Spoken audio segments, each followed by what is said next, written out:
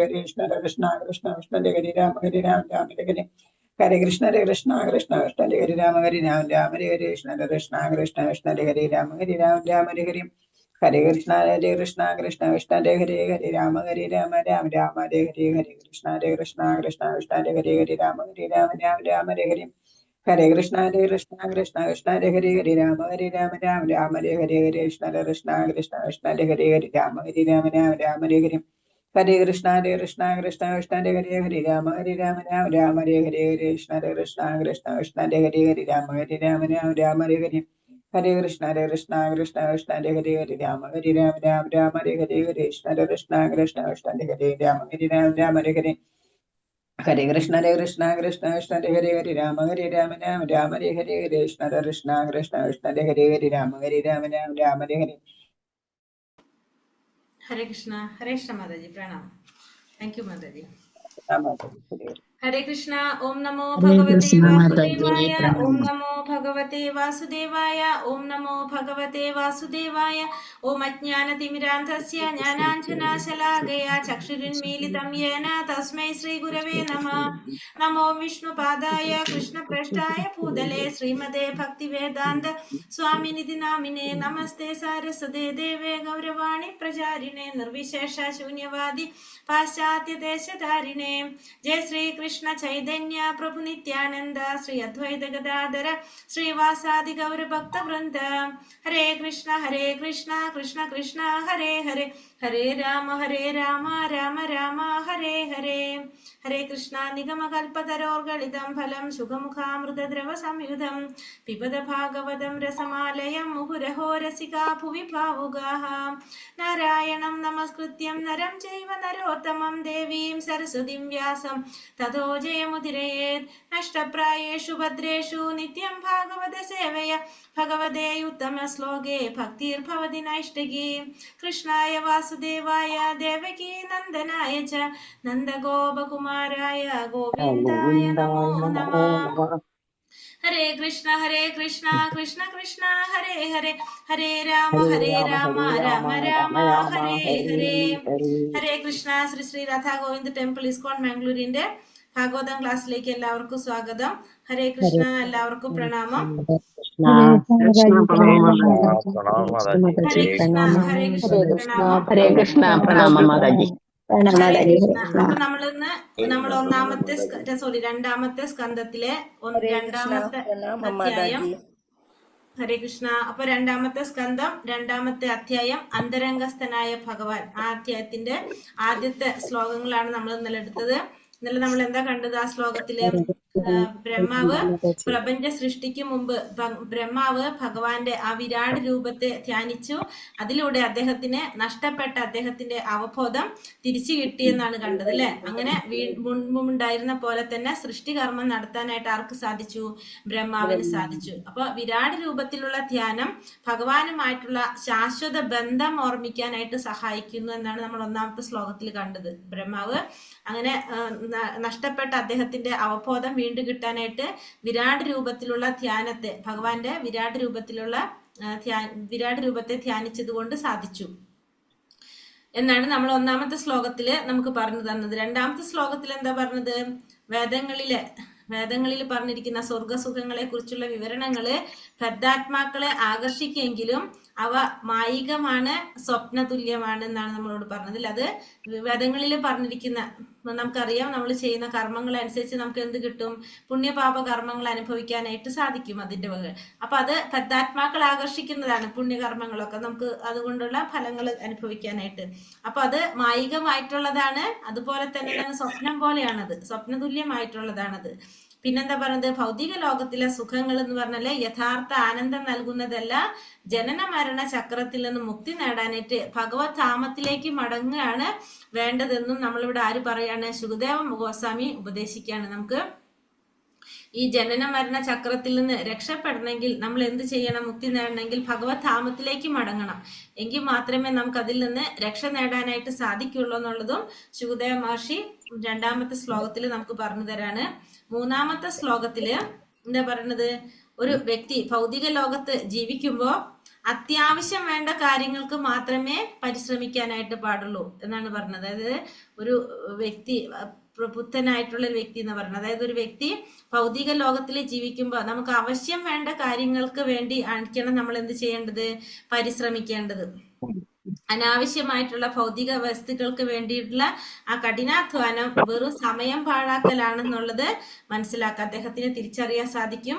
ജീവിതത്തിന്റെ ഓരോ നിമിഷവും ആത്മസാക്ഷാത്കാരത്തിന് വേണ്ടിയിട്ട് നമ്മൾ ഉപയോഗിക്കുക എന്നുള്ളതാണ് ഇവിടെ പറഞ്ഞത്. അപ്പൊ നമ്മള് എന്താ വേണ്ടത്, നമ്മളെ ജീവിതം നിലനിർത്താൻ വേണ്ടിയിട്ട് അല്ലെങ്കിൽ അത്യാവശ്യം വേണ്ട കാര്യങ്ങൾക്ക് വേണ്ടിയിട്ടായിരിക്കണം നമ്മൾ എന്ത് ചെയ്യേണ്ടത്, പരിശ്രമിക്കേണ്ടത്. അല്ലാതെ കഠിനാധ്വാനം ചെയ്യുന്നത് വെറുതെ സമയം പാഴാക്കലല്ലാതെ വേറെ ഒന്നും ഇല്ല എന്നുള്ളതും കൂടി നമുക്ക് ആ ശ്ലോകത്തിൽ പറഞ്ഞു തരണം. അതായത് നമ്മുടെ സമയം നമ്മൾ എന്തിനു വേണ്ടി ഉപയോഗിക്കണം, മുക്തിക്ക് വേണ്ടിയിട്ട്, സാക്ഷാത്കാരത്തിന് വേണ്ടിയിട്ടായിരിക്കണം നമ്മൾ ഉപയോഗിക്കേണ്ടത് എന്നുള്ളത് പറയണം. ഇനി അടുത്ത ശ്ലോകത്തില് ഒരു അതീന്ദ്രിയവാദിയുടെ പ്രവർത്തന രീതികളെ കുറിച്ചാണ് അടുത്ത ശ്ലോകത്തിൽ നമുക്ക് പറഞ്ഞു തരുന്നത്. 4ാമത്തെ ശ്ലോകത്തില് പറയണം. അതായത് ലളിത ജീവിതം എങ്ങനെയായിരിക്കും, അതീന്ദ്രിയവാദി എന്ന് പറയുമ്പോൾ എങ്ങനെ ജീവിതം നയിക്കുന്നതാണ്, ലളിത ജീവിതം നയിക്കുന്നവരാണ് അല്ലെ. അപ്പൊ അത്തരത്തിലുള്ളവരുടെ ജീവിതം, ലളിത ജീവിതം നയിക്കുന്നത് എങ്ങനെയാണ്, ആ ലളിത ജീവിതത്തിന്റെ പ്രാധാന്യം അതാണ് അടുത്ത ശ്ലോകത്തില് നമുക്ക് പറഞ്ഞു തരുന്നത്. നോക്കാം. ഹരേ കൃഷ്ണ. ഓം നമോ ഭഗവതേ വാസുദേവായ. ശ്ലോകം 4. സത്യാം ഷിതൗകി കശിപൗ പ്രയാസൈർ ബാഹൗ സ്വസിത്യേ ഹ്യുപബർഹണൈകിം സത്യഞ്ജലൗ കിം പുരുധാന പാത്ര്യ ദിക്വൽക്കലാദൗ സതി കിം ദുകുലൈ സത്യാം ഷിതൗകി കശിപൗ പ്രയാസൈർ ബാഹൗ സ്വസിത്യേ ഹ്യുപബർഹണൈകിം സത്യഞ്ജലൗ കിം പുരുധാന പാത്ര്യ ദിക്വൽക്കലാദൗ സതി കിം ദുകുലൈ. ഹരേ കൃഷ്ണ. ചൊല്ലിക്കോളൂ. കിം കശിപോ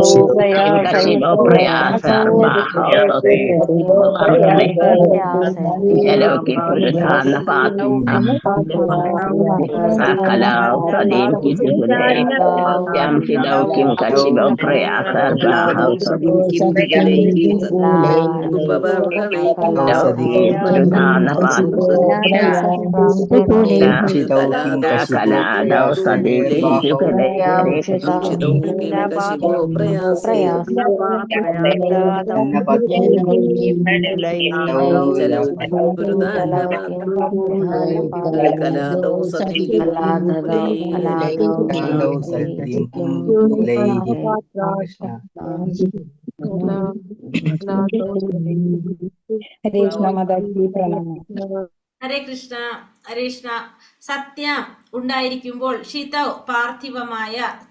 പാർത്ഥിവമായ സമതലങ്ങൾ, കിം ആവശ്യതകൾ എവിടെയാണ്, കശിപ്പോ ശയ്യയുടെയും ചെറുഗൃഹങ്ങളുടെയും, പ്രയാസൈ ആയി യത്നിക്കുക, ബാഹു കൈകൾ, സ്വസിദ്ധേ ആത്മസംതൃപ്തനാകുക, ഹി തീർച്ചയായും, ഉപബർഹനൈ കട്ടിലിന്റെയും കിടക്കയുടെയും, കിം എന്താണ് ഉപയോഗം, സതി ഉള്ളപ്പോൾ, അഞ്ചലൗ കൈപ്പത്തികൾ, കിം ഉപയോഗം എന്താണ്, പുരുധ വൈവിധ്യങ്ങളായ അന്ന ഭോജ്യങ്ങൾ, പാത്ര്യ പാത്രങ്ങൾ, ദിക് തുറന്ന സ്ഥലം, വൽക്കല ആദൗ മരത്തോൽ, സതി ഉണ്ടായിരിക്കുമ്പോൾ, കിം എന്താണ് പ്രയോജനം, ദുക്കുലൈ വസ്ത്രങ്ങൾ. വിവർത്തനം. ഭാവാർത്ഥം. ശ്രീല പ്രഭുപാദ് കി ജയ്. വിവർത്തനം. കിടന്നുറങ്ങാൻ വിശാലമായ സമതല ഭൂമിയുള്ളപ്പോൾ ശയ്യയുടെയും ചെറുഗൃഹങ്ങളുടെയും ആവശ്യം എന്താണ്? അപ്പോൾ ഇവിടെ പറയുന്നത്, അപ്പൊ ലളിതമായ ജീവിതം നയിക്കുന്നവരെ കുറിച്ചാണ് പറയുന്നത്, ആ ജീവിതത്തെ കുറിച്ചാണ് പറയുന്നത്. ഇവിടെ ഫസ്റ്റ് പറയുന്നത് എന്താണ്, കിടന്നുറങ്ങാൻ വേണ്ടിയിട്ട് വിശാലമായിട്ടുള്ള ഈ സമതല ഭൂമി ഉള്ളപ്പോ പിന്നെ ശയ്യയുടെയും ചെറുഗൃഹങ്ങളുടെയും ആവശ്യം എന്താണ്? ഒരുവനെ സ്വന്തം കരങ്ങൾ ഉപയോഗിക്കാം എന്നിരിക്കെ തലയണയുടെ ആവശ്യം എന്താണ്? അപ്പൊ സ്വന്തം കൈകൾ ഉപയോഗിക്കുക, കരങ്ങൾ ഉപയോഗിക്കാം എന്നിരിക്കെ തലയണയുടെ ആവശ്യം എന്താണ്? ഒരുവന് അവന്റെ കൈപ്പത്തികൾ ഉപയോഗിക്കാം എന്നിരിക്കെ വിവിധ തരത്തിലുള്ള പാത്രങ്ങളുടെ ആവശ്യം എന്താണ്? യഥേഷ്ടം ആവരണങ്ങൾ അല്ലെങ്കിൽ മരവുരികൾ ഉള്ളപ്പോൾ വസ്ത്രങ്ങളുടെ ആവശ്യം എന്താണ്? അപ്പോൾ പറയുന്നത്, കിടന്നുറങ്ങാനായിട്ട് വിശാലമായി ഈ ഭൂമി ഉള്ളപ്പോ ശയ്യയുടെയും ചെറിയ ഗൃഹങ്ങളുടെയും ആവശ്യം ഉണ്ടോ? കരങ്ങൾ ഉള്ളപ്പോ തലേണയുടെ ആവശ്യമുണ്ടോ? പിന്നെ കൈപ്പത്തികൾ ഉള്ളപ്പോ പാത്രത്തിന്റെ ആവശ്യമുണ്ടോ? പിന്നെ മരവുരികൾ ഉള്ളപ്പോ വസ്ത്രങ്ങളുടെ ആവശ്യമുണ്ടോ എന്നാണ് ഇവിടെ ചോദിക്കുന്നത്. ഭാവാർത്ഥം. ശ്രീല പ്രഭുപാദ് കി ജയ്. സംരക്ഷണത്തിനും ശാരീരിക സുഖത്തിനുമായി ജീവിതാവശ്യങ്ങൾ അനാവശ്യമായി വർദ്ധിപ്പിക്കരുത്. അത്തരം മായിക സന്തോഷങ്ങളുടെ വ്യർത്ഥമായ അന്വേഷണങ്ങളിൽ മാനവശക്തി പാഴായി പോകുന്നു. ഒരുവൻ തറയിൽ സുഖമായി കിടന്നുറങ്ങാമെന്നിരിക്കെ എന്തിനാണ് മൃദുവായ കിടക്കയ്ക്കും സുഖസ്പർശമായ മെത്തയ്ക്കും വേണ്ടി യത്നിക്കുന്നത്? തലയണ കൂടാതെ പ്രകൃതിയാൽ കനിഞ്ഞു നൽകപ്പെട്ട മൃദുവായ കൈപ്പത്തികളുടെ സഹായത്താൽ ഒരുവന് സുഖമായി വിശ്രമിക്കാം എന്നുള്ളപ്പോൾ തലയണ അന്വേഷിച്ചു പോകേണ്ട ആവശ്യമുണ്ടോ? മൃഗങ്ങളുടെ സാമാന്യ ജീവിതത്തെക്കുറിച്ചുള്ള പഠനത്തിൽ ഏർപ്പെടുന്ന പക്ഷം അവയ്ക്ക് വലിയ കെട്ടിടങ്ങളോ സാധന സാമഗ്രികളോ മറ്റ് ഗ്രഹോപകരണങ്ങളോ നിർമ്മിക്കുന്നതിന് ആവശ്യമായ ബുദ്ധി ഇല്ലാതിരുന്നിട്ട് കൂടി അവ തുറന്ന പ്രദേശങ്ങളിൽ വസിച്ചുകൊണ്ട് ആരോഗ്യപൂർണമായ ജീവിതം നയിക്കുന്നു എന്ന് നമുക്ക് മനസ്സിലാക്കാൻ കഴിയുന്നു. ഭക്ഷണ പദാർത്ഥങ്ങൾ പാകം ചെയ്യേണ്ടത് എങ്ങനെയെന്ന് അവർക്കറിയില്ല. എന്നിട്ടും മനുഷ്യനേക്കാൾ ആയാസരഹിതമായി ആരോഗ്യപൂർണമായ ജീവിതം അവ നയിക്കുന്നു. മാനവ സംസ്കാരം മൃഗജീവിതത്തിലേക്ക് തിരിയണമെന്നോ നാഗരികത, വിദ്യാഭ്യാസം, സഭ്യത എന്നിവ കൂടാതെ മനുഷ്യർ വനത്തിൽ നഗ്നരായി ജീവിക്കണമെന്നോ ഇത് അർത്ഥമാക്കുന്നില്ല. ബുദ്ധിയുള്ള ഒരു മനുഷ്യനെ മൃഗജീവിതം നയിക്കാൻ സാധ്യമല്ല. അതിലുപരി കലാശാസ്ത്രം, കവിത, തത്വശാസ്ത്രം എന്നിവയിൽ അർത്ഥവത്തായി ബുദ്ധി ഉപയോഗിക്കാൻ അവൻ ശ്രമിക്കണം. ഇവിടെ പറഞ്ഞത് സംരക്ഷണത്തിനും ശാരീരിക സുഖത്തിനും ജീവിതാവശ്യങ്ങൾ അനാവശ്യമായിട്ട് വർദ്ധിപ്പിക്കാനായിട്ട് പാടില്ല. അപ്പൊ നമ്മുടെ സംരക്ഷണത്തിനായിട്ട് അല്ലെങ്കിൽ ശാരീരിക സുഖത്തിനായിട്ട് ജീവിതത്തിന്റെ ആവശ്യങ്ങൾ അത് നമ്മൾ അനാവശ്യമായിട്ട് വർദ്ധിപ്പിക്കരുത്. അത്തരം മായിക സന്തോഷങ്ങളുടെ വ്യർത്ഥമായ അന്വേഷണങ്ങളിൽ മാനവ ശക്തി പാഴായി പോകുകയാണ് ചെയ്യുന്നത്. അപ്പൊ ഇത്തരം കാര്യങ്ങൾ നമ്മൾ അന്വേഷിക്കുമ്പോൾ എന്താ സംഭവിക്കുന്നത്? നമ്മുടെ മാനവശക്തി പാഴായി പോകുകയാണ് ചെയ്യുന്നത്. ഒരുവൻ തറയിൽ സുഖമായി കിടന്നുറങ്ങാമെന്നിരിക്കെ എന്തിനാണ് മൃദുവായ കിടക്കയ്ക്കും സുഖസ്പർശമായ മെത്തയ്ക്കും വേണ്ടി യത്നിക്കുന്നത്? അതുപോലെ തന്നെ തലയണ കൂടാതെ പ്രകൃതിയിൽ കനിഞ്ഞു നൽകപ്പെട്ട മൃദുവായ കൈപ്പത്തികളുടെ സഹായത്താൽ ഒരുവന് സുഖമായി വിശ്രമിക്കാം എന്നുള്ളപ്പോൾ തലയണ അന്വേഷിച്ചു പോകേണ്ട ആവശ്യമുണ്ടോ? അപ്പൊ മൃഗങ്ങളെ വെച്ച് പറയാണ്, മൃഗങ്ങളുടെ സാമാന്യ ജീവിതത്തെക്കുറിച്ചുള്ള പഠനത്തിൽ ഏർപ്പെടുന്നത് പക്ഷം അവയ്ക്ക് എന്തില്ല? കെട്ടിടങ്ങളോ സാധന സാമഗ്രികളോ ഗൃഹോപകരണങ്ങളോ നിർമ്മിക്കുന്നതിന് ആവശ്യമായ ബുദ്ധി ഇല്ലാതിരുന്നിട്ട് കൂടി അവ എന്ത് ചെയ്യുന്നു? തുറന്ന പ്രദേശങ്ങളിൽ വസിച്ചുകൊണ്ട് തന്നെ ആരോഗ്യപൂർണമായിട്ടുള്ള ജീവിതം നയിക്കുന്നു എന്നുള്ളത് നമുക്ക് മനസ്സിലാക്കാൻ സാധിക്കും. ഭക്ഷണ പദാർത്ഥങ്ങൾ പാകം ചെയ്യേണ്ടത് എങ്ങനെയെന്ന് അവയ്ക്കറിയില്ല. എന്നിട്ടും അവരെന്ത് ചെയ്യുന്നു? മനുഷ്യരെക്കാൾ ആയാസരഹിതമായി ആരോഗ്യപൂർണമായ ജീവിതം നയിക്കുന്നു. മാനവ സംസ്കാരം മൃഗജീവിതത്തിലേക്ക് തിരിയണമെന്നോ നാഗരികത അല്ലെങ്കിൽ വിദ്യാഭ്യാസം, സഭ്യത എന്നിവ കൂടാതെ മനുഷ്യർ വനത്തിൽ നഗ്നരായി ജീവിക്കണമെന്നോ അല്ല ഇത് അർത്ഥാക്കുന്നത്. ബുദ്ധിയുള്ള ഒരു മനുഷ്യൻ മൃഗജീവിതം നയിക്കാൻ സാധ്യമല്ല. അതിലുപരി കലാശാസ്ത്രം, കവിത, തത്വശാസ്ത്രം എന്നിവയിൽ അർത്ഥവത്തായി ബുദ്ധി ഉപയോഗിക്കാൻ അവർ ശ്രമിക്കണം. അതായത് അർത്ഥവത്തായ രീതിയിൽ ബുദ്ധി ഉപയോഗിക്കാൻ ശ്രമിക്കാൻ വേണ്ടിയിട്ടാണ് ഇത്തരം കാര്യങ്ങൾ പറയുന്നത്. അല്ലാതെ വനത്തിൽ പോയിട്ട് നഗ്നനായി ജീവിക്കാനൊന്നുമല്ല ഈ പറയുന്നത്. എന്നാൽ മൃഗങ്ങളെക്കാൾ ശ്രമിക്കണം. അവിധം മാനവ സംസ്കാരം മുന്നത്തെ സഹായിക്കുവാൻ അവന് കഴിയുന്നു. അങ്ങനെ നമുക്ക് എന്ത് സാധിക്കും? ഈ മാനവ സംസ്കാരത്തിന്റെ മുന്നേറ്റത്തെ സഹായിക്കാനായിട്ട് സാധിക്കും. എന്നാൽ മൃഗങ്ങളെക്കാൾ അത്യന്തം ശ്രേഷ്ഠമായ മാനവ ജീവിതത്തിന്റെ കരുതൽ ശക്തിയെ ആത്മസാക്ഷാത്കാരത്തിനായി മാത്രം വിനിയോഗിക്കണമെന്ന ആശയം ശ്രീ ശുകദേവ ഗോസ്വാമി ഇവിടെ നൽകിയിരിക്കുന്നു. അപ്പോൾ മൃഗങ്ങളെക്കാൾ അത്യന്തം ശ്രേഷ്ഠമായ മാനവ ജീവിതത്തിന്റെ കരുതൽ ശക്തിയെ ആത്മസാക്ഷാത്കാരത്തിനായിട്ട് വിനിയോഗിക്കണം എന്നാണ് ഇവിടെ ആര് പറയുന്നതിന്റെ ആശയം? ശുകദേവ ഗോസ്വാമി പറഞ്ഞിരിക്കുന്നത്. മനുഷ്യ ജന്മത്തിലല്ലാതെ മറ്റൊരു ജന്മത്തിലും സാധ്യമാകാത്ത ഭഗവാനുമായി നമുക്കുള്ള നഷ്ടപ്പെട്ട ബന്ധത്തെ പുനഃസ്ഥാപിക്കുക എന്ന ലക്ഷ്യത്തിലേക്കായിരിക്കണം മാനവ സംസ്കാരത്തിന്റെ വികാസം. അപ്പൊ നമുക്ക് മനുഷ്യജന്മത്തിലൂടെ മാത്രമേ എന്ത് സാധിക്കുള്ളൂ? നഷ്ടപ്പെട്ടു പോയ ഭഗവാനുമായിട്ടുള്ള നമ്മുടെ ബന്ധത്തെ പുനഃസ്ഥാപിക്കാനായിട്ട് സാധിക്കുള്ളൂ. അപ്പൊ അതിനായിരിക്കണം നമ്മൾ എന്ത് ചെയ്യേണ്ടത്? നമ്മൾ ശ്രമിക്കേണ്ടത്. ആ ലക്ഷ്യത്തിലേക്ക് എത്താനായിരിക്കണം നമ്മൾ ചെയ്യേണ്ടത്. അങ്ങനെയായിരിക്കണം മാനവ സംസ്കാരം നമ്മൾ വികസിപ്പിക്കേണ്ടത്. മാഞ്ഞു പോകുന്ന മായാരൂപങ്ങളെ പോലെ കരുതി ഭൗതിക ദർശനത്തിന്റെ നിരർത്ഥകതയെ ഒരുവൻ തീർച്ചയായും തിരിച്ചറിയണം.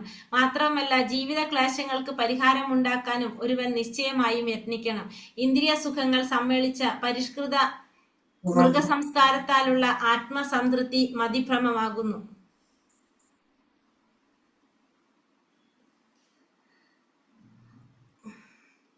അത്തരം സംസ്കാരത്തിന് നാമമാത്രമായ വില പോലുമില്ല. അത്തരം മിഥ്യാപ്രവർത്തനങ്ങളുടെ അനുശീലനത്താൽ മനുഷ്യൻ മായയുടെ മുഷ്ടിബന്ധത്തിൽ അകപ്പെട്ടിരിക്കുന്നു. നല്ല സാധന സാമഗ്രികളാൽ പൂർണ്ണസജ്ജമായ രമ്യ ഹർമ്യങ്ങളിലോ ജീവിത സുഖ സൗകര്യങ്ങൾ എന്ന് വിശേഷിപ്പിക്കുന്നവയോട് കൂടിയോ അല്ല പൂർവ്വകാലത്തെ സന്യാസിവര്യന്മാരും ഋഷികളും ജീവിച്ചിരുന്നത്.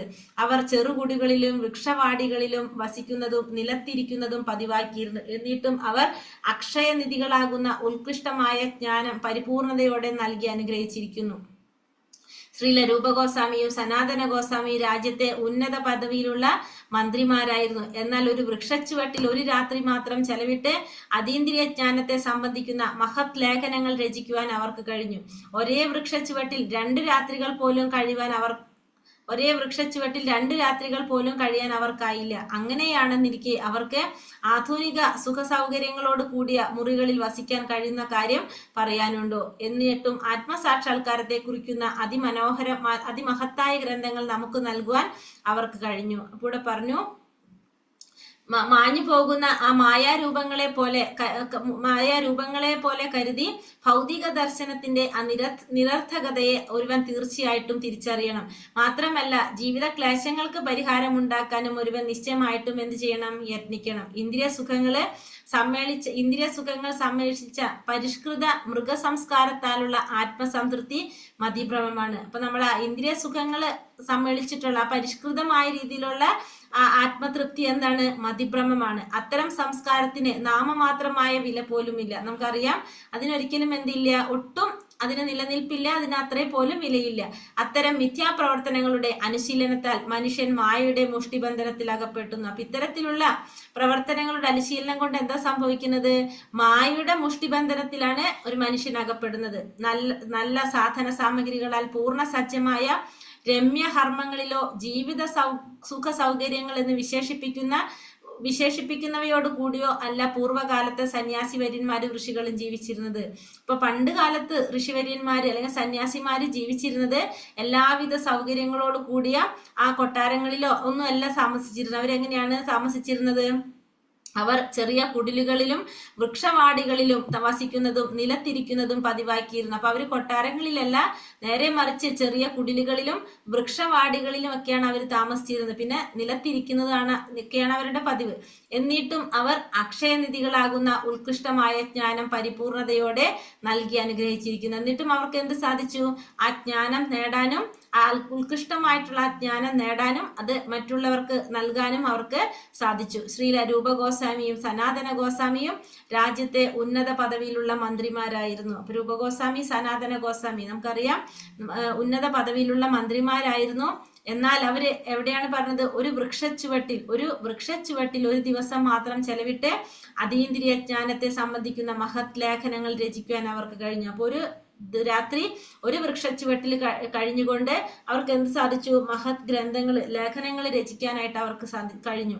പക്ഷെ പിന്നെന്താ പറഞ്ഞത്? ഒരേ വൃക്ഷച്ചുവട്ടിൽ 2 രാത്രികൾ പോലും കഴിയാൻ അവർക്ക് സാധിക്കില്ല. അതായത് ഒരു സ്ഥലത്ത് തന്നെ അവരൊരിക്കലും എന്ത് ചെയ്യുന്നില്ല? ഉറച്ചു നിൽക്കുന്നില്ല. ഒരേ വൃക്ഷച്ചുവട്ടില് 2 രാത്രികൾ പോലും കഴിയാൻ അവർക്കായില്ല. അങ്ങനെയാണെന്നിരിക്കെ അവർക്ക് ആധുനിക സുഖ സൗകര്യങ്ങളോട് കൂടിയ മുറികളിൽ വസിക്കാൻ കഴിയുന്ന കാര്യം പറയാനുണ്ട്. അപ്പൊ പിന്നെ ഇന്നത്തെ രീതിയിലുള്ള മുറികളിൽ താമസിക്കാനായിട്ട് അവർക്ക് സാധിക്കില്ല. ആത്മസാക്ഷാത്കാരത്തെ കുറിക്കുന്ന അതിമഹത്തായ ഗ്രന്ഥങ്ങൾ നമുക്ക് നൽകുവാൻ അവർക്ക് കഴിഞ്ഞു. ആത്മസാക്ഷാത്കാരത്തെ കുറിച്ചുള്ള അത്രയും മഹത്തായിട്ടുള്ള ഗ്രന്ഥങ്ങളാണ് ആര് നമുക്ക് തന്നത്? ഈ ആചാര്യന്മാര് നമുക്ക് തന്നത്. പുരോഗമനോത്മകമായ സംസ്കാരത്തിന് ജീവിത സൗകര്യങ്ങൾ യഥാർത്ഥത്തിൽ സഹായകമല്ല. മാത്രമല്ല അത്തരം പുരോഗമനപരമായ ജീവിതത്തിന് അവ കൂടുതൽ ഹാനികരവുമാണ്. സാമൂഹ്യ ജീവിത വ്യവസ്ഥിതിയെ സംബന്ധിക്കുന്ന 4 വിഭാഗങ്ങൾ, അതായത് 4 വർണ്ണങ്ങളും അനുക്രമികമായ സാക്ഷാത്കാരത്തെ സംബന്ധിക്കുന്ന 4 വിഭാഗങ്ങൾ, അതായത് 4 ആശ്രമങ്ങളുമുള്ള സനാതന ധർമ്മ സമ്പ്രദായത്തിൽ അഭിവൃദ്ധമാകുന്ന ജീവിതത്തിന്റെ സൗഭാഗ്യപ്രദമായ പരിസമാപ്തിക്ക് യഥേഷ്ടം അവസരങ്ങളും പ്രചുരമായ നിർദ്ദേശങ്ങളുമുണ്ട്. മാത്രമല്ല ജീവിതത്തിന്റെ അഭികാമ്യമായ ലക്ഷ്യം പ്രാപ്തമാക്കുന്നതിന് സന്യാസ ജീവിതം സ്വേച്ഛയാൽ സ്വീകരിക്കണമെന്നും ആത്മാർത്ഥതയുള്ള അനുവർത്തികളോട് അതിൽ ഉപദേശിച്ചിരിക്കുന്നു. അപ്പൊ പുരോഗമനാത്മകമായിട്ടുള്ള സംസ്കാരത്തിന് ജീവിതത്തിന്റെ സൗകര്യങ്ങൾ യഥാർത്ഥത്തിൽ സഹായകമല്ല. അപ്പൊ ജീവിതത്തില് വളരെയധികം സൗകര്യങ്ങൾ നമ്മൾ എന്തിനു സഹായിക്കില്ല? നമുക്ക് ആത്മസാക്ഷാത്കാരത്തിലെത്താൻ പുരോഗമനാത്മകമായിട്ടുള്ള സംസ്കാരം അല്ലെങ്കിൽ ആത്മസാക്ഷാത്കാരത്തിലേക്ക് സഹായിക്കുന്നതല്ല. ഇപ്പോ അത് ഹാനികരമാണെന്ന് പറഞ്ഞു. പുരോഗമനപരമായിട്ടുള്ള ജീവിതത്തിന് കൂടുതൽ ഹാനികരമാണത്.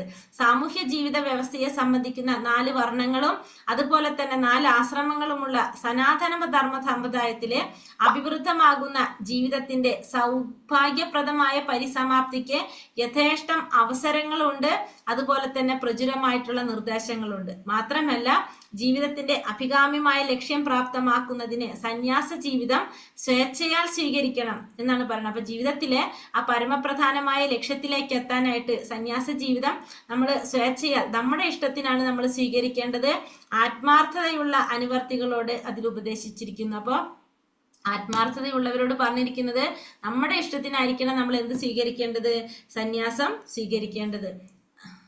ആരംഭത്തിൽ തന്നെ ആത്മസംയമവും അതായത് ഇന്ദ്രിയ നിഗ്രഹവും സന്യാസ ജീവിതവും ശീലിക്കാത്ത ഒരുവൻ ശ്രീ ശുകദേവ ഗോസ്വാമി നിർദ്ദേശിച്ചതുപോലെ ജീവിതത്തിന്റെ അനന്തര ഘട്ടത്തിലെങ്കിലും ആ അനുശീലനത്തിലേക്ക് കടക്കാൻ തീർച്ചയായും യത്നിക്കണം. അത് അഭികാമ്യമായ വിജയം പ്രാപ്തമാക്കാൻ ഒരുവനെ നിശ്ചയമായും സഹായിക്കും. അപ്പൊ അത് ആരംഭത്തിൽ നമുക്ക് ആത്മസംയമനം പാലിക്കാൻ സാധിക്കാത്തവർക്ക് അല്ലെങ്കിൽ സന്യാസ ജീവിതം ശീലിക്കാത്തവർക്ക് എന്ത് വേണമെന്നാ ശുകദേവ ഗോസ്വാമി പറഞ്ഞിരിക്കുന്നത്? ജീവിതത്തിന്റെ അനന്തര ഘട്ടത്തിലെ െങ്കിലും ഈ അനുശീലനത്തിലേക്ക് കടക്കാനായിട്ട് തീർച്ചയായിട്ടും യത്നിക്കണം.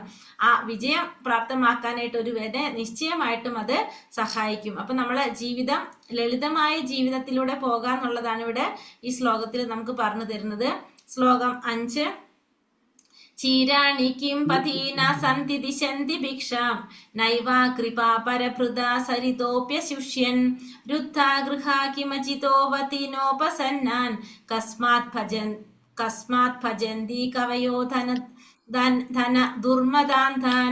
ചീരാണി കിം പതീന സന്തി ദിശന്തി ഭിക്ഷാം നൈവാ കൃപാ പരഭൃത സരിതോപ്യശുഷ്യൻ രുദ്ധാ ഗൃഹാ കിമജിതോ വപിനോപസന്നാൻ കസ്മാത് ഭജന്തി കവയോ ധന ദുർമദാന്താൻ. ചൊല്ലാം. ഭഗവതേ വാസുദേവായ കിം പദേന സന്തി ദിശന്തി ഭിക്ഷൈവാം കൃപാ പരദൃശ്യൻ കിമചിതോ വദിസോപസന്നാൻ ആദഭജതി കവയോ ധനു ദുർമദാന്തൻ. ആണി കിം പദേന സന്തി ദിശന്തി ഭിക്ഷൈവാം കൃപാ പരദൃശ്യൻ ദാഗുഹ കിമചിതോ വദിസോപസന്നാൻ മാദഭജന്തി കവയോ ധന ദുർമദന്താൻ. രാണി കിം പദേന സന്തി ദിശന്തി ഭിക്ഷാം ത്വാം കൃപാ പരഭൃത സരിതോപ്യശോഷ്യൻ രുദ്ധാ ഗുഹാ കിമചിതോ വദിസോപസന്നാൻ. ഹരേ കൃഷ്ണ. ഹരേ കൃഷ്ണ. ചിരാണി കീറിയ വസ്ത്രങ്ങൾ, കിം അതോ, പഥി വീഥിയിൽ, ന ഇല്ല, സന്തി അവിടെ, ദിശന്തി ദാനമായി തരുക, ഭിക്ഷ ന ഇല്ല, ഏവ കൂടെ, അകൃപ മരങ്ങൾ, പരഭൃത മറ്റുള്ളവരെ സംരക്ഷിക്കുന്നവൻ, സരിത നദികൾ, അപി കൂടെ, അശുഷ്യൻ വറ്റിപ്പോവുക, രുദ്ധ അടഞ്ഞു, ഗുഹ ഗുഹകൾ, കിം അതോ, അജിത അജിതൻ, ദൈവം ദൈവം, അജിതൻ എന്ന് വെച്ചാൽ ഭഗവാൻ ദൈവം, അവധി സംരക്ഷണം നൽകുക, ന ഇല്ല, ഉപസന്നാൻ സമർപ്പിതാത്മാവ്, കസ്മാത് പിന്നെ എന്തിനു വേണ്ടി, ഭജന്തി മുഖസ്തുതി പറയുക, കവയ പണ്ഡിതൻ, ധനം, ദുർമത അന്താൻ വളരെയധികം ലഹരി കൊണ്ട. വിവർത്തനം ഭാവാർത്ഥം ശ്രീല പ്രഭുപാദിക്ക് ജയ്. വിവർത്തനം: പൊതുവീതിയിൽ കീറിയ തുണിക്കഷ്ണങ്ങളൊന്നും കിടപ്പില്ലേ.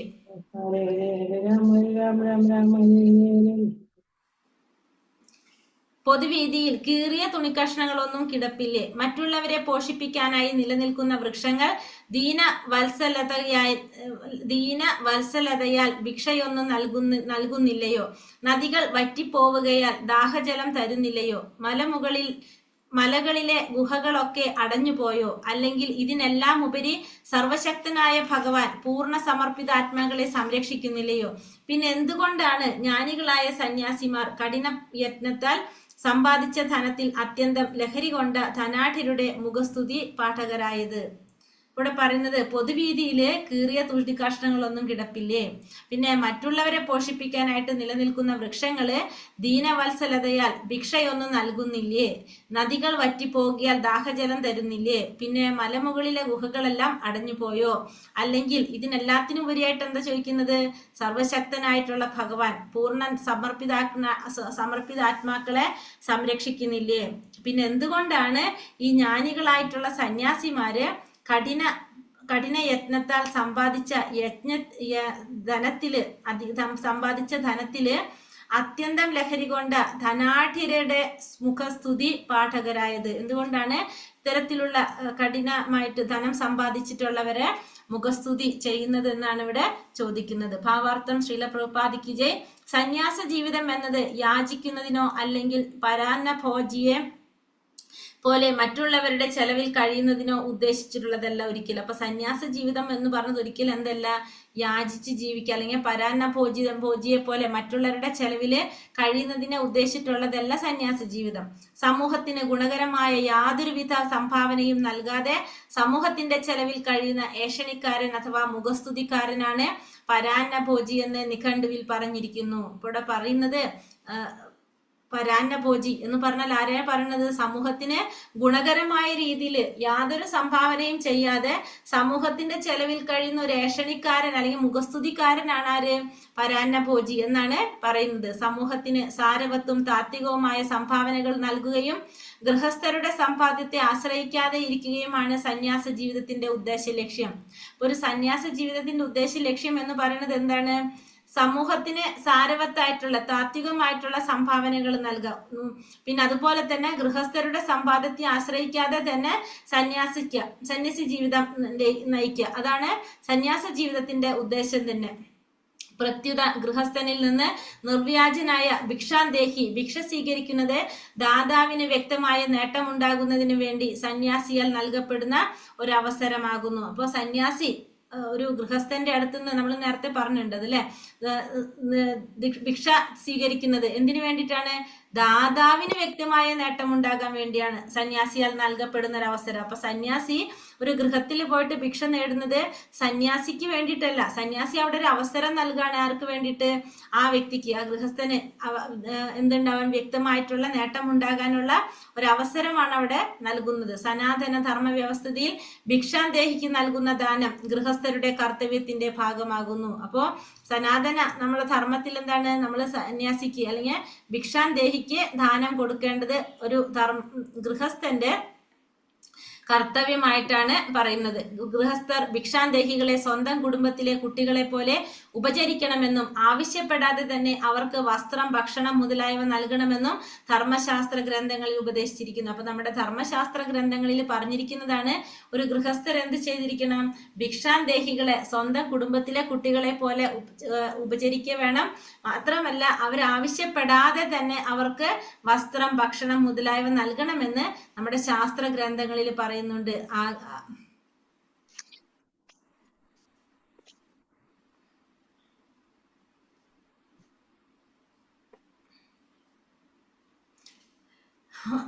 ഉപദേശിച്ചിരിക്കുന്നു. ആകയാൽ കപട ഭിക്ഷാന്തേഹികൾ ശ്രദ്ധാലുവായ ഗൃഹസ്ഥന്റെ ഈ ദാനത്തെ മുതലെടുക്കരുത്. അപ്പൊ അതുകൊണ്ട് തന്നെ കപട ഭിക്ഷാന്തേഹികൾ ഉണ്ടാവും. അപ്പൊ അവര്, കാരണം കലിയുഗം കൂടിയാണ് അല്ലെ, അപ്പൊ അതുകൊണ്ട് തന്നെ ശ്രദ്ധാലുവായിട്ടുള്ള ഒരു ഗൃഹസ്ഥന്റെ ദാനശീലത്തെ മുതലെടുക്കാൻ പാടില്ല. ആത്മസാക്ഷാത്കാരത്തിന് സാധ്യമായ നിർദ്ദേശം നൽകുന്നതിനായി മാനവ ഹിതത്തിന് ഉതകുന്ന വിദ്യാഭ്യാസമ്പന്നമായ കൃതികൾ സംഭാവന ചെയ്യുകയാണ് സന്യാസ ജീവിതക്രമത്തിലുള്ള ഒരു വ്യക്തിയുടെ പ്രഥമ കർത്തവ്യം. അപ്പൊ ഒരു സന്യാസിയുടെ പ്രഥമ കർത്തവ്യം എന്ന് വെച്ചാൽ എന്താണ്, ആത്മസാക്ഷാത്കാരത്തിന് ഉതകുന്ന രീതിയിലുള്ള നിർദ്ദേശങ്ങൾ നൽകുക. ആ മാനവഹിതത്തിന്, മനുഷ്യരുടെ നന്മയ്ക്ക് വേണ്ടിയിട്ടുള്ള ആ വിദ്യാസമ്പന്നമായിട്ടുള്ള കൃതികൾ സംഭാവന ചെയ്യുക എന്നുള്ളതാണ് ഒരു സന്യാസിയുടെ പ്രഥമ കർത്തവ്യം എന്ന് പറയുന്നത്. സന്യാസ ജീവിതത്തിലെ മറ്റു കർത്തവ്യങ്ങൾക്കു മധ്യേ ശ്രീ സനാതന ഗോസ്വാമിയും ശ്രീ രൂപ ഗോസ്വാമിയും മറ്റു ഗോസ്വാമിമാരും അനുഷ്ഠിക്കുന്ന പ്രധാന കർത്തവ്യം വൃന്ദാവനത്തിലെ സേവാകുഞ്ചത്തിൽ പാണ്ഡിത്യപൂർണമായ സംവാദങ്ങളിൽ അന്യോന്യം ഏർപ്പെടുകയാണ്. അപ്പൊ സന്യാസ ജീവിതത്തിലെ മറ്റു കർത്തവ്യങ്ങൾക്ക് മധ്യേ വേറെന്താണ് പറഞ്ഞത്? സനാതന ഗോസ്വാമി, രൂപഗോസ്വാമി, മറ്റുള്ള ഗോസ്വാമിമാരും അനുഷ്ഠിക്കുന്ന പ്രധാന കർത്തവ്യം എന്താണ്? വൃന്ദാവനത്തിലെ സേവാകുഞ്ചത്തില് പാണ്ഡിത്യപൂർണമായിട്ടുള്ള സംവാദങ്ങളിൽ അന്യോന്യം ഏർപ്പെടുന്നു. ശ്രീല ഗോസ്വാമി സ്ഥാപിച്ച ശ്രീ രാധാ ദാമോദര ക്ഷേത്രം സ്ഥിതി ചെയ്യുന്ന സ്ഥാനവും രൂപഗോസ്വാമിയുടെയും ജീവഗോസ്വാമിയുടെയും ശവകുടീരം സ്ഥാപിച്ച സ്ഥാനവുമാണ് വൃന്ദാവനത്തിലെ സേവാകുഞ്ച്. അപ്പൊ സേവാകുഞ്ച് എന്ന് പറയുന്നത് എന്താണ്? രാധാ ദാമോദര ക്ഷേത്രം സ്ഥിതി ചെയ്യുന്ന സ്ഥലമാണ് സേവാകുഞ്ച്. മാത്രമല്ല രൂപഗോസ്വാമിയുടെയും ജീവഗോസ്വാമിയുടെയും ശവകുടീരം സ്ഥാപിച്ചതും എവിടെ തന്നെയാണ്? ഈ സേവാകുഞ്ചിലാണ്. സമ്പൂർണ്ണ മാനവരാശിയുടെയും നന്മയ്ക്കായി അതീന്ദ്രിയ പ്രാധാന്യമുള്ള അമേയ ഗ്രന്ഥങ്ങൾ നൽകിയിട്ട് അവർ വിട കൊണ്ടിരിക്കുന്നു. അപ്പൊ അവര് മാനവരാശിക്ക് വേണ്ടിയിട്ടുള്ള, അവരുടെ നന്മയ്ക്ക് വേണ്ടിയിട്ടുള്ള അതീന്ദ്രിയമായിട്ടുള്ള പ്രാധാന്യമുള്ള ഗ്രന്ഥങ്ങൾ നൽകിയിട്ടാണ് ഇവര് വിട കൊണ്ടത്. അതുപോലെ സന്യാസം സ്വേച്ഛയാൽ സ്വീകരിക്കുന്ന എല്ലാ ആചാര്യന്മാരും മാനവ സമൂഹത്തിന്റെ നന്മയെ ലക്ഷീകരിച്ചിരിക്കുന്നു. അപ്പൊ സന്യാസം എങ്ങനെ സ്വീകരിക്കണം? സ്വന്തം ഇഷ്ടപ്രകാരം സ്വേച്ഛയാലായിരിക്കണം സ്വീകരിക്കേണ്ടത്. അങ്ങനെയുള്ള എല്ലാ ആചാര്യന്മാരും മാനവ സമൂഹത്തിന്റെ നന്മയെ ലക്ഷീകരിച്ചിരിക്കുന്നു. അല്ലാതെ മറ്റുള്ളവരുടെ ചെലവിൽ സുഖകരമായ ജീവിതം അല്ലെങ്കിൽ നിരുത്തരവാദപരമായ ജീവിതം നയിക്കുകയല്ല അവരുടെ ലക്ഷ്യം. അല്ലാതെ എന്തല്ല അവരുടെ ലക്ഷ്യം? മറ്റുള്ളവരുടെ ചെലവിൽ നിരുത്തരപരമായിട്ടുള്ള ജീവിതം നയിക്കുകയല്ല ഇത്തരത്തിലുള്ള സന്യാസിമാരുടെ ലക്ഷ്യം. എങ്കിലും സമൂഹത്തിന്റെ നന്മയ്ക്കായി യാതൊരു സംഭാവനയും നൽകാൻ കഴിയാത്തവർ ആഹാരത്തിനായി ഗൃഹസ്ഥരെ സമീപിക്കരുത്. അപ്പോ സന്യാസിയാണെങ്കിലും സമൂഹത്തിന്റെ നന്മയ്ക്കായിട്ട് യാതൊരു സംഭാവനയും ചെയ്യാത്തൊരു സന്യാസി എന്ത് ചെയ്യാൻ പാടില്ല? ഗൃഹസ്ഥരെ സമീപിക്കാൻ പാടില്ല.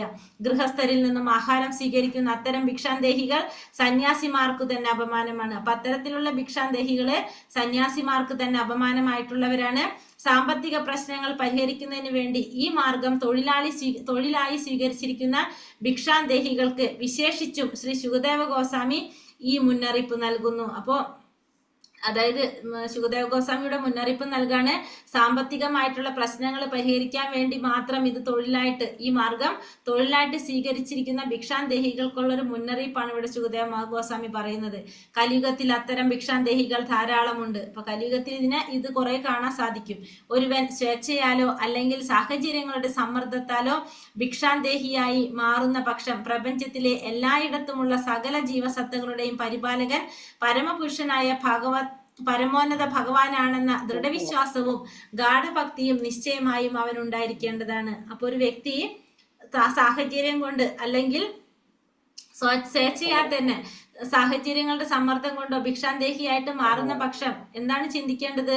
പ്രപഞ്ചത്തിലെ എല്ലായിടത്തുമുള്ള സകല ജീവജാലങ്ങളുടെയും പരിപാലകൻ ആ പരമപുരുഷനായ ഭഗവാനാണെന്ന ദൃഢവിശ്വാസവും ഗാഠഭക്തിയും നിശ്ചയമായിട്ടും ആ വ്യക്തിക്ക് ഉണ്ടായിരിക്കേണ്ടതാണ്. ഭഗവത് സേവനത്തിൽ 100% വ്യാപൃതനായ സമർപ്പിതാത്മാവിന്റെ സംരക്ഷണം അദ്ദേഹം തള്ളിക്കളഞ്ഞേക്കുമെന്ന് ചിന്തിക്കുന്നത് എന്തുകൊണ്ടാണ്? അപ്പോ ഭഗവാന്റെ സേവനത്തിൽ 100% വ്യാപൃതനായിട്ടുള്ള ആ സമർപ്പിത ആത്മാവിന്റെ സംരക്ഷണം ആരേറ്റെടുക്കും? ഭഗവാൻ ഏറ്റെടുക്കും. പിന്നെ അത് തള്ളിക്കളഞ്ഞേക്കുമെന്ന് ചിന്തിക്കുന്നത് എന്തിനാണ് എന്നാണ് ചോദിക്കുന്നത്. ഒരു സാധാരണ യജമാനൻ തന്റെ സേവകന്റെ ആവശ്യതകൾ ആരായുന്നു. അങ്ങനെയാകിയാൽ സർവശക്തനും സർവൈശ്വര്യപൂർണനുമായ പരമോന്നത ഭഗവാൻ ഒരു പൂർണ്ണ സമർപ്പിതാവിന്റെ ജീവിതാവശ്യങ്ങൾ തത്വങ്ങളെ എത്രത്തോളം നിറവേറ്റിയേക്കാം? സാമാന്യ നിയമം എന്തെന്നാൽ ആരോടും ദാനമായി ആവശ്യപ്പെടാതെ അരയിൽ ചുറ്റാൻ ആവശ്യമായത്ര ചെറിയൊരു തുണിക്കഷ്ണം മാത്രമേ ഒരു ഭിക്ഷാന്തേഹി ധരിക്കാവൂ. അപ്പൊ സാധാരണ നിയമം എന്താണ്?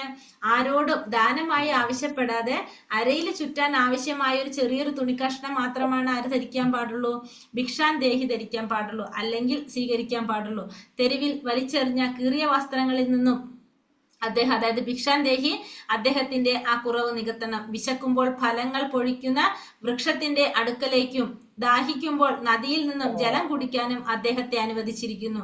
അപ്പോൾ വിശക്കുമ്പോൾ എന്താണ് പറഞ്ഞ? ഫലങ്ങൾ പൊഴിക്കുന്ന വൃക്ഷത്തിൽ നിന്നും ഫലം സ്വീകരിക്കാനും, അതുപോലെ തന്നെ ദാഹിക്കുമ്പോൾ ജലം കുടിക്കാനായിട്ട് നദിയിൽ നിന്ന് ജലം കുടിക്കാനും അദ്ദേഹത്തിന് അനുവാദമുണ്ട്. അദ്ദേഹം സുഖകരമായ ഗൃഹങ്ങളിൽ വസിക്കേണ്ട ആവശ്യമില്ല. എന്നാൽ ഏവരുടെയും ഹൃദയത്തിൽ കുടികൊള്ളുന്ന ഭഗവാനിൽ വിശ്വാസം അർപ്പിച്ച് വന്യമൃഗങ്ങളെ ഭയപ്പെടാതെ കുന്നുകളിൽ ഒരു ഗുഹ കണ്ടെത്തി അതിൽ വസിക്കണം. അപ്പോ ഭഗവാനിലെ വിശ്വാസം ആർക്കുണ്ടാവും? സന്യാസിക്ക് ഉണ്ടാവും. അപ്പൊ ഹൃദയത്തിൽ, എല്ലാവരുടെ ഹൃദയത്തിലും കുടികൊള്ളുന്ന ആ ഭഗവാനിൽ വിശ്വാസം അർപ്പിച്ചുകൊണ്ട് വന്യമൃഗങ്ങളെ ഭയപ്പെടാതെ കുന്നുകളിൽ ഒരു ഗുഹ കണ്ടെത്തിൽ അതിലാർക്ക് വസിക്കാം? സന്യാസിക്ക് വസിക്കാം. ഭഗവത് ഭക്തന്മാരെ ശല്യപ്പെടുത്തരുതെന്ന് ഭഗവാൻ കടുവകൾക്കും മറ്റു വന്യമൃഗങ്ങൾക്കും ആദേശം നൽകിയിട്ടുണ്ടാകാം. കാരണം എന്താണ്? ഭഗവാൻ എല്ലാവർക്കും നിർദ്ദേശങ്ങൾ നൽകുന്നുണ്ടല്ലേ. അപ്പൊ അതുപോലെ തന്നെ ഭഗവാൻ ആർക്ക് നിർദ്ദേശം നൽകിയിട്ടുണ്ടാകും? വന്യമൃഗങ്ങൾക്കും കടുവകൾക്കും ഒക്കെ നിർദ്ദേശം നൽകിയിട്ടുണ്ടാവും ഭക്തന്മാരെ ശല്യപ്പെടുത്തരുതെന്ന്. ശ്രീ ചൈതന്യ മഹാപ്രഭുവിന്റെ മഹാഭക്തനായിട്ടുള്ള ഹരിദാസ് ഠാക്കൂർ അങ്ങനെ ഗുഹയിൽ ജീവിച്ചിരുന്നു. അപ്പൊ ഹരിദാസ് ഠാക്കൂർ അങ്ങനെ ഗുഹയിൽ ജീവിച്ചിരുന്നവൻ. ഹരിദാസ് ഠാക്കൂർ ആരാണ്? നാമാചാര്യനായിട്ടുള്ള ഹരിദാസ് ഠാക്കൂർ. അദ്ദേഹം അങ്ങനെ ഗുഹയിലാണ് ജീവിച്ചിരുന്നത്. സന്ദർഭവശാൽ കൊടിയ വിഷമുള്ള ഒരു പാമ്പും അതേ ഗുഹയിൽ അദ്ദേഹത്തോടൊപ്പം വസിച്ചിരുന്നു. അപ്പൊ പറയുന്നത് ആ കൊടിയ വിഷമുള്ള ഒരു പാമ്പും അതേ ഗുഹയില് ഹരിദാസ് ഠാക്കൂറിനോടൊപ്പം ഉണ്ടായിരുന്നു. ഹരിദാസ് ഠാക്കൂറിനെ പതിവായി സന്ദർശിച്ചിരുന്ന ചില ഭക്തർ സർപ്പത്തെ ഭയപ്പെടുകയും അദ്ദേഹം ഈ സ്ഥലം ഉപേക്ഷിക്കുന്നതാണ് നല്ലതെന്ന് ഉപദേശിക്കുകയും ചെയ്തു. എന്തെന്നാൽ അദ്ദേഹത്തിന്റെ ഭക്തർ സർപ്പത്തെ ഭയപ്പെട്ടിരുന്നു. മാത്രമല്ല അവർ പതിവായി അദ്ദേഹത്തെ ദർശിക്കുകയും ചെയ്തിരുന്നു. ആകയാൽ അവർക്ക് വേണ്ടി ശ്രീ ഹരിദാസ് ഠാക്കൂർ അവരുടെ ആ നിർദ്ദേശത്തോട് യോജിച്ചു. പക്ഷേ അദ്ദേഹം ഗുഹ ഉപേക്ഷിക്കാൻ തീർച്ചപ്പെടുത്തിയപ്പോൾ സർപ്പം ഉടൻ തന്നെ ഗുഹയിലുള്ള അതിന്റെ പൊത്തിൽ നിന്നും ഇഴഞ്ഞ് പുറത്തേക്കിറങ്ങുകയും എല്ലാവരുടെയും സാന്നിധ്യത്തിൽ സ്ഥിരമായി മടങ്ങി വരാത്തവണ്ണം എന്നേക്കുമായി ഗുഹ ഉപേക്ഷിച്ചു പോവുകയും ചെയ്തു. അപ്പൊ സർപ്പത്തിന്റെ ഹൃദയത്തിനുള്ളിൽ കുടികൊള്ളുന്ന ഭഗവാന്റെ ആദേശാനുസരണം സർപ്പം ഹരിദാസ് ഠാക്കൂറിനെ മുൻഗണന നൽകുകയും അദ്ദേഹത്തെ ശല്യപ്പെടുത്താതെ സ്ഥലം വിടാൻ തീരുമാനിക്കുകയും ചെയ്തു. ഹരിദാസ് ഠാക്കൂറിനെ പോലുള്ള നിർവ്യാജ ഭക്തന് ഭഗവാൻ എപ്രകാരം സംരക്ഷണം നൽകുന്നുവെന്നതിന് വ്യക്തമായ ഉദാഹരണമാണിത്. അപ്പോൾ ഇവിടെ പറയുന്നത് എന്താണ്? ഭഗവാനെ നിരന്തരം ഭഗവാന് സേവനം ചെയ്ത് ഭഗവാൻ ആരാധിക്കുന്ന ഭക്തന് ഭഗവാൻ തന്നെ സംരക്ഷണം നൽകുകയാണ് ചെയ്യുന്നത് അവിടെ. അപ്പോൾ ഇവിടെ പറയുന്നത് ഹരിദാസ് ഠാക്കൂറിനെ കുറിച്ചാണ് പറയുന്നത്. അദ്ദേഹം ഒരു ഗുഹയിലാണ് താമസിച്ചിരുന്നത്. അദ്ദേഹത്തോടൊപ്പം എന്തുണ്ടായിരുന്നു? ഒരു സർപ്പം, കൊടിയ വിഷമുള്ള ഒരു സർപ്പവും അതിലുണ്ടായിരുന്നു. ആ സർപ്പത്തെ അദ്ദേഹത്തിന് പതിവായിട്ട് കാണാൻ വരുന്ന ഭക്തന്മാരെല്ലാവരും ഭയപ്പെട്ടിരുന്നു. അങ്ങനെ അദ്ദേഹത്തോട് അവർ ആവശ്യപ്പെടാൻ അദ്ദേഹം എന്താണ് പറഞ്ഞത്? ആ സർപ്പത്തെ ഭയന്നുകൊണ്ട് ആ ഗുഹയിൽ നിന്ന് മാറാനായിട്ട് അദ്ദേഹത്തോട് ആവശ്യപ്പെടാണ്. അപ്പൊ ഹരിദാസ് ഠാക്കൂർ അവരുടെ നിർദ്ദേശത്തോട് യോജിക്കുകയാണ് ചെയ്യുന്നത്. പക്ഷെ ഗുഹ ഉപേക്ഷിക്കാനായിട്ട് തീർച്ചപ്പെടുത്തിയപ്പോൾ എന്താ സംഭവിച്ചത്? ആ സർപ്പം തന്നെ ആ ഗുഹ വിട്ടുപോകാണ് ചെയ്യുന്നത്. സർപ്പം ആ ഗുഹ ഉപേക്ഷിച്ച് എന്നേക്കുമായിട്ട് പുറത്തേക്ക് പോയി. അപ്പൊ സർപ്പത്തിന്റെ ഹൃദയത്തിലും ആരുണ്ട്? പരമാത്മാവായിട്ട് ഭഗവാൻ ഇരിക്കുന്നുണ്ട് അല്ലെ. അപ്പൊ ഭഗവാന്റെ നിർദ്ദേശാനുസരണം സർപ്പം അവിടെ ആർക്കാണ് മുൻഗണന കൊടുത്തത്? ആ ഭക്തന്, ഹരിദാസ് ഠാക്കൂറിന്, ഭഗവാന്റെ ഭക്തനായിട്ടുള്ള ഹരിദാസ് ഠാക്കൂറിന് മുൻഗണന കൊടുത്തു. അദ്ദേഹത്തെ ശല്യപ്പെടുത്താതെ സ്ഥലം വിടാനായിട്ട് തീരുമാനിക്കുകയും ചെയ്തു. അപ്പൊ ഹരിദാസ് ഠാക്കൂറിനെ പോലുള്ള നിർവ്യാജ ഭക്തന് ഭഗവാൻ എപ്രകാരം സംരക്ഷണം നൽകി എന്നുള്ളതിന് ഒരു വ്യക്തമായിട്ടുള്ള ഒരു ഉദാഹരണമാണ് നമ്മളിവിടെ കണ്ടത്. സനാതന ധർമ്മ വ്യവസ്ഥിതിയുടെ അനുശാസനങ്ങൾ അനുസരിച്ച് ഏതു സാഹചര്യത്തിലും പൂർണ്ണമായും ഭഗവത് സംരക്ഷണത്തെ ആശ്രയിക്കുന്നതിനുള്ള പരിശീലനം ഒരുവന് ആരംഭത്തിൽ തന്നെ നൽകേണ്ടതാണ്. സ്വന്തം അസ്തിത്വത്തിൽ പൂർണ്ണ ശുദ്ധനും പൂർണ്ണ വിശാരദനുമായ ഒരുവനെ സന്യാസമാർഗം സ്വീകരിക്കുന്നതിന് നിർദ്ദേശിച്ചിരിക്കുന്നു. ഭഗവത്ഗീത 16:5 ദൈവീ സമ്പത്തായി ഈ അവസ്ഥയെ വിശദീകരിച്ചിരിക്കുന്നു. ഒരു മനുഷ്യൻ ആത്മീയ സമ്പത്ത് വർദ്ധിപ്പിക്കേണ്ടത് നിർബന്ധമായും ആവശ്യമാണ്. അല്ലാത്ത പക്ഷം ഭൗതിക സമ്പത്ത് ആത്മീയ സമ്പത്തിന് അനുപാതികമല്ലാതെ ക്രമാതീതമായി വർദ്ധിക്കുകയും അവനെ യാതൊരു ആനുരൂപ്യമില്ലാത്ത കീഴ്പ്പെടുത്തുകയും ചെയ്യും. അപ്രകാരം ഒരുവൻ ഭൗതിക ലോകത്തിലെ വ്യത്യസ്ത ക്ലേശങ്ങളിൽ നിർബന്ധിതമായി അകപ്പെടുകയും ചെയ്യും. ഒരു സന്യാസി യാതൊരുവിധ സംസർഗവുമില്ലാതെ സദാ ഏകനായി ജീവിക്കണം. മാത്രമല്ല അദ്ദേഹം നിശ്ചയമായും നിർഭയനുമായിരിക്കണം. ഏകനായി വസിക്കുന്നതിന് അദ്ദേഹം ഒരിക്കലും ഭയപ്പെടരുത്. എങ്കിലും അദ്ദേഹം ഒരിക്കലും ഒറ്റയ്ക്കല്ല. ഭഗവാൻ എല്ലാവരുടെയും ഹൃദയത്തിൽ അന്തരംഗസ്ഥനായി സ്ഥിതി ചെയ്യുന്നു. ഇവിടെ പറയുന്നത് സ്വന്തം അസ്തിത്വത്തിൽ പൂർണ്ണ ശുദ്ധനും പൂർണ്ണ വിശാരദനുമായിട്ടുള്ള ഒരുവനെ സന്യാസമാർഗം സ്വീകരിക്കുന്നതിന് നിർദ്ദേശിച്ചിരിക്കുകയാണ് ചെയ്യുന്നത്. അപ്പോൾ സ്വന്തം അസ്തിത്വത്തിൽ പൂർണ്ണ ശുദ്ധനായിട്ടുള്ള പൂർണ്ണ വിശാരദനായിട്ടുള്ള ഒരു വ്യക്തിക്ക് എന്താവാം?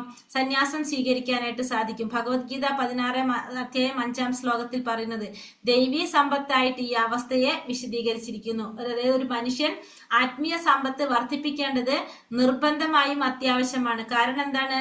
ഭൗതിക സമ്പത്ത് അല്ലെങ്കിൽ ആത്മീയ സമ്പത്തിന് അനുപാതികമല്ലാതെ ക്രമാതീതമായി വർദ്ധിക്കും. അവനെ യാതൊരു അനുരൂപ്യമില്ലാതെ കീഴ്പ്പെടുത്തുകയും ചെയ്യും. അപ്പോൾ ആത്മീയ സമ്പത്ത് വർദ്ധിപ്പിച്ചില്ലെങ്കിൽ എന്ത് സംഭവിക്കും? ഭൗതിക സമ്പത്ത് ആത്മീയ സമ്പത്തിനേക്കാൾ വർദ്ധിക്കുന്നത് കൊണ്ട് ആ വ്യക്തിയെ അത് കീഴ്പ്പെടുത്തും. അപ്രകാരം ഒരുവൻ ഭൗതിക ലോകത്തിലെ വ്യത്യസ്ത ക്ലേശങ്ങളിൽ നിർബന്ധിതമായി അകപ്പെടുകയും ചെയ്യും. അപ്പൊ അങ്ങനെ വരുമ്പോൾ ഈ ഭൗതിക ലോകത്തിലെ ക്ലേശങ്ങൾ അനുഭവപ്പെടേണ്ടതായിട്ട് വരും. ഒരു സന്യാസി യാതൊരുവിധ സംസർഗവും ഇല്ലാതെ സദാ ഏകനായിട്ട് ജീവിക്കണം. മാത്രമല്ല അദ്ദേഹം നിശ്ചയമായും നിർഭയനുമായിരിക്കണം. ഏകനായി വസിക്കുന്നതിന് അദ്ദേഹം ഒരിക്കലും ഭയപ്പെടാൻ പാടില്ല. അദ്ദേഹം ഒരിക്കലും ഒറ്റയ്ക്കല്ല. കാരണം എന്താണ്? അദ്ദേഹത്തിന്റെ കൂടെ ആരുണ്ട്? അന്തരംഗസ്ഥനായിട്ടുള്ള ഭഗവാനും അദ്ദേഹത്തിന്റെ കൂടെയുണ്ട്. അപ്പൊ ഒരിക്കലും നമ്മൾ എങ്ങനെയല്ല, ഒറ്റയ്ക്കല്ല. എപ്പോഴും നമ്മളെ കൂടെ ഭഗവാനുണ്ട്. നിർദ്ദിഷ്ടമായ പ്രക്രിയയാൽ ഒരുവൻ ശുദ്ധനാക്കപ്പെടാത്ത പക്ഷം താൻ ഏകനാണെന്ന് ഒരുവൻ അനുഭവപ്പെടുന്നു. അപ്പൊ ഒരു വ്യക്തിക്ക് അനുഭവപ്പെടാണ് താൻ ഏകനാണ്. എപ്പോ? ഇത്തരത്തിലുള്ള പ്രക്രിയയിലൂടെ ഒരുവൻ ശുദ്ധനാകാത്തോടത്തോളം കാലം ആ വ്യക്തി എന്ത് ചിന്തിക്കുന്നു? ഞാൻ ഒറ്റയ്ക്കാണെന്ന് ചിന്തിക്കുന്നു. സന്യാസ ജീവിതക്രമത്തിലുള്ള ഒരു മനുഷ്യൻ നിശ്ചയമായും നിർദ്ദിഷ്ട പ്രക്രിയയിൽ ശുദ്ധീകൃതനായിരിക്കണം. അപ്പൊ ഇത്തരത്തില് സന്യാസ പ്രക്രിയയിലൂടെ, ഇത്തരത്തിലുള്ള ജീവിതക്രമത്തിലൂടെ ഒരു വ്യക്തിക്ക് എന്ത് സാധിക്കും? നിശ്ചയമായിട്ടും ശുദ്ധീകൃതനാകാനായിട്ട് സാധിക്കും. അപ്രകാരം എല്ലായിടത്തും അദ്ദേഹത്തിന് ഭഗവത് സാന്നിധ്യം അനുഭവപ്പെടും. അനന്തരം അദ്ദേഹത്തിന് ഏകനായിരിക്കുവാൻ ഭയമുണ്ടാവില്ല. അപ്പോൾ ഇങ്ങനെ ശുദ്ധീകൃതനായിട്ടുള്ള, ശുദ്ധമനസ്കനായിട്ടുള്ള ഒരു വ്യക്തിക്ക് എല്ലാവരും ആരെ സാന്നിധ്യം മനസ്സിലാക്കാൻ സാധിക്കും? ഭഗവാന്റെ സാന്നിധ്യം അനുഭവപ്പെടാൻ സാധിക്കും. പിന്നെ ഒരിക്കലും അദ്ദേഹത്തിന് എന്തുണ്ടാവില്ല? ആ വ്യക്തിക്ക് ഏകനായിട്ടിരിക്കാനായിട്ട് ഭയം ഉണ്ടാവില്ല. ഓരോ ആശ്രമത്തിലും നിർദ്ദിഷ്ടമായ കർത്തവ്യ നിർവഹണത്തിലൂടെ ഓരോരുത്തരും അവരവരുടെ അസ്തിത്വത്തെ ശുദ്ധീകരിക്കുന്ന പക്ഷം ഏവർക്കും സത്യസന്ധനും നിർഭയനുമായി തീരാൻ സാധിക്കും. അപ്പോൾ ഓരോ ആശ്രമ വ്യവസ്ഥകളിലും എന്ത് ചെയ്യാം? നമ്മുടെ നിർദ്ദിഷ്ടമായിട്ടുള്ള കർത്തവ്യ നിർവഹണത്തിലൂടെ നമുക്ക് ശുദ്ധീകരണം നേടുന്ന പക്ഷം പിന്നെ അവർക്ക് എന്താണ്? എന്നും സത്യസന്ധനായിട്ടും നിർഭയനുമായിട്ട് തീരാൻ സാധിക്കും. വേദനിർദ്ദേശങ്ങളുടെ സത്യസന്ധമായ ശ്രവണത്തിലൂടെ ഒരുവനെ അവന്റെ നിർദ്ദിഷ്ട കർത്തവ്യത്തിൽ സ്ഥിരീകരിക്കാൻ കഴിയും. മാത്രമല്ല ഭക്തിയുടെ സേവനത്തിലൂടെ വേദജ്ഞാന സത്തയുടെ സമീകരണവും സാധ്യമാണ്. ഭക്തിയുത സേവനത്തിലൂടെ വേദജ്ഞാനത്തിന്റെ അന്തസത്ത ഉൾക്കൊള്ളാൻ സാധിക്കും. അപ്പോൾ ഇവിടെ പറയുന്നു, എന്താ പറഞ്ഞത്? വേദനിർദ്ദേശങ്ങളുടെ സത്യസന്ധമായ ശ്രവണത്തിലൂടെ, ഇപ്പൊ വേദങ്ങളിൽ പറഞ്ഞിരിക്കുന്ന നിർദ്ദേശങ്ങള് സത്യസന്ധമായ രീതിയിൽ, ശരിയായ രീതിയിൽ ശ്രവിച്ചുകൊണ്ട് ഒരു വ്യക്തിക്ക് അവന്റെ നിർദ്ദിഷ്ടമായ കർത്തവ്യത്തിൽ സ്ഥിരീകരിക്കാനായിട്ട് സാധിക്കും. മാത്രമല്ല ഭക്തിയുടെ സേവനത്തിലൂടെ ആ വേദജ്ഞാന സത്തയുടെ സമീകരണവും സാധ്യമാകും. അപ്പൊ ഭക്തിയുടെ സേവനത്തിലൂടെ നമുക്ക് എന്ത് സാധിക്കും? ആ വേദജ്ഞാന സത്ത, വേദജ്ഞാനത്തിന്റെ സത്ത എന്ന് വെച്ചാൽ ആരാണ്? ഭഗവാനാണ്. ഭഗവാനെ നമുക്ക് എന്ത് സാധിക്കും? ഉൾക്കൊള്ളാനായിട്ട് സാധിക്കും. ഭഗവാനെ മനസ്സിലാക്കാനായിട്ട് സാധിക്കും. സമീകരണവും സാധ്യമാണ്. ഭക്തിയുടെ സേവനത്തിലൂടെ വേദജ്ഞാനത്തിന്റെ അന്തസത്ത ഉൾക്കൊള്ളാൻ സാധിക്കും. അതായത് ഭക്തിയുടെ സേവനത്തിലൂടെ വേദജ്ഞാനത്തിന്റെ അന്തസത്ത നമുക്ക് ഉൾക്കൊള്ളാനായിട്ട് സാധിക്കും. വേദജ്ഞാനത്തിന്റെ അന്തസത്ത എന്ന് പറയുന്നത് ആരാണ്? ഭഗവാനാണ്. ഭഗവാനെ അറിയാനായിട്ട് നമുക്ക് അതിലൂടെ സാധിക്കും. ഹരേ കൃഷ്ണ ഹരേ കൃഷ്ണ കൃഷ്ണ കൃഷ്ണ ഹരേ ഹരേ, ഹരേ രാമ രാമ രാമ ഹരേ ഹരേ. വഞ്ചാകൽപതരൂപേശ്ച കൃപാ സിന്ധോഭ്യേവച പതിതാനാം പാവനേഭ്യോ വൈഷ്ണവേഭ്യോ നമോ നമ. അനന്തകോടി വൈഷ്ണവ ഭക്തവൃന്ദി കി ജയ്. ശ്രീല പ്രഭുപാദി കി ജയ്. ഗുരുദേവ് കി ജയ്. നിത്തായ് ഗുരുപ്രമാനന്ദേ. ഹരി ഹരി ബോൽ. ഹരേ കൃഷ്ണ ഹരേ കൃഷ്ണ. ഹരേ കൃഷ്ണ.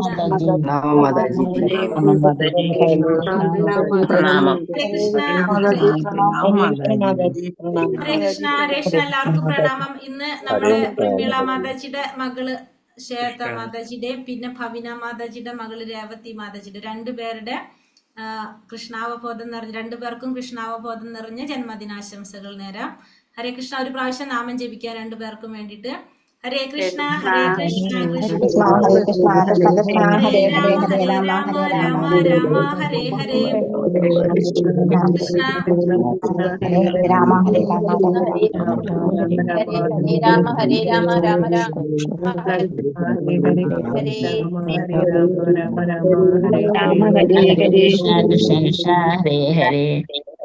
ഹരേ കൃഷ്ണ. പറ്റുകയാണെങ്കിൽ 7 മണിക്ക് ജോയിൻ ചെയ്തുള്ള അമ്പലത്തില്. അവിടെ ആ സമയത്ത് അർച്ചന ഉണ്ടാവും കേട്ടോ അവരുടെ പേരില്. ഹരേ കൃഷ്ണ. അപ്പൊ നമ്മള് ഇതിൽ വലിയ വലിയ ഭാവാർത്ഥങ്ങളാണ് കേട്ടോ. ഒരെണ്ണം രണ്ടെണ്ണത്തിൽ കൂടുതൽ എടുക്കാൻ പറ്റില്ല. കാരണം ഭയങ്കര കേറില്ല നമുക്കില്ല, കുറേ ഉണ്ട് അതില്. ഹരേ കൃഷ്ണ. അപ്പൊ ഇന്ന് 2 എടുത്തിട്ടുള്ളൂ. 6ാമത്തെയും ഭയങ്കര വലുതാ. ഇതൊക്കെ വലുതാ ഒക്കെ. കുറെ കാര്യങ്ങൾ അതിലിങ്ങനെ പറഞ്ഞു പോയിക്കൊണ്ടിരിക്കല്ലേ. എന്നാലും വലിയ ബുദ്ധിമുട്ടില്ല.